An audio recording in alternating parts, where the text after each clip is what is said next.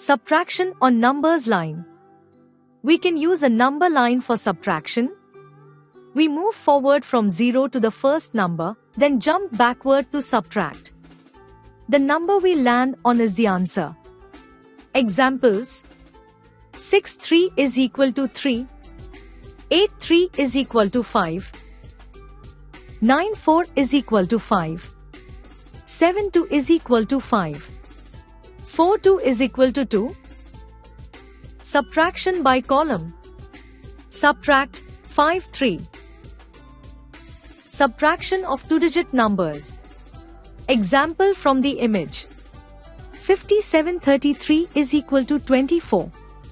7-3 is equal to 4 and 5-3 is equal to 2. Now solve the given problems. 36-11, 48-24, 67-35, 57-11, 58-32, 68-41, 70-20, 43-22.